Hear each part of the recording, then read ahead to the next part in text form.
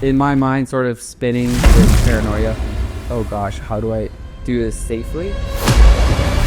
I've never cooked with this type of fish.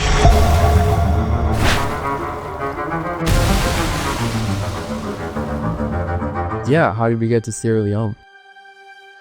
We did a deployment called Op Projection over to West Africa to build interoperability. The other aspect was community relations events. We had forecasted, I believe, for 80 guests, and now we were expecting more around 120.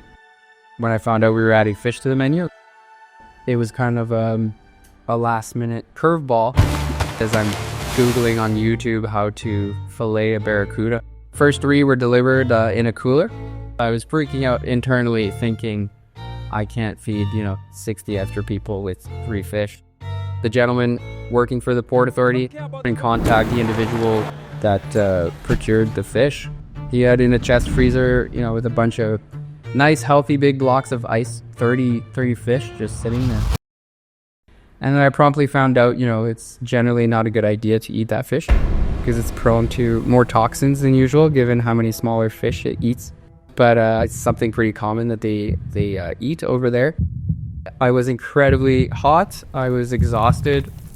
Now you just gotta basically work twice as fast as you usually would.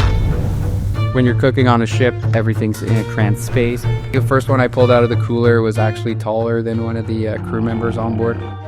Scrubbed everything down with soap and water, and then I lined everything with plastic wrap. Now the real work begins.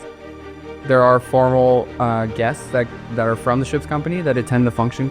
Want to make a good impression not only on your trade, but the CAF as a whole.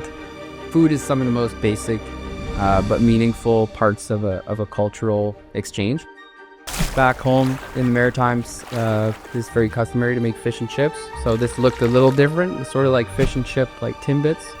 Wonderful cook, Dylan Coates. He did a great job cutting it up into smaller pieces just to make sure it was cooked all the way through. We took some local tomatoes that were delivered to us as well and just kind of made a tomato chutney. I just remember everyone being fascinated with like, what's that? I didn't know you could fry fish like that. The executive officer of the other ship, he was just flying in from Halifax, and something that always stuck with me, that officer just turned to me and said, this is what we came for. Something as simple as cultural exchange based around food can sort of have some really interesting impacts on people. More often than not, no matter how stressed out you are waking up in like a different environment, you always have more in common with the people around you than you think. I'd do it again in a heartbeat.